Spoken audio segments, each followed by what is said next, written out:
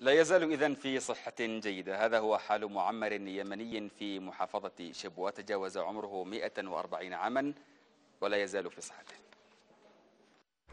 يا ليلى يا مغداز من اليوم.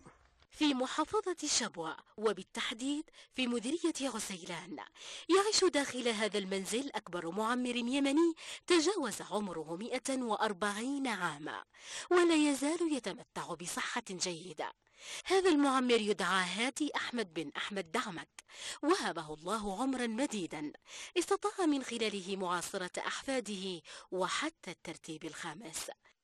أنا هادي من أحفاد الحاج هادي أحمد دعمك، وهو أنا من الدرجة اللي تعتبر الثالثة. الجد هادي الذي ما يزال يحتفظ بقواه العقلية والذهنية تزوج من 6 نساء خلال مشوار حياته، فالخمس السابقات عاش مع كل واحدة عقودا من الزمن حتى تصل إلى مرحلة الشيخوخة ويتوفاها الأجل فيتزوج من امرأة أخرى.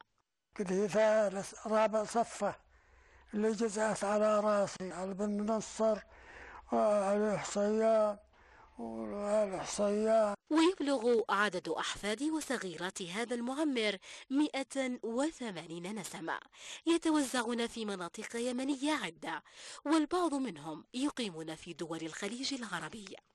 أجياله وأولاده يتزايدون عن 180 أو 200. ومن صفاته التي عرف بها البساطة والمرح وصلة الرحم وقلة الغضب والهدوء والمحافظة على العبادات الدينية.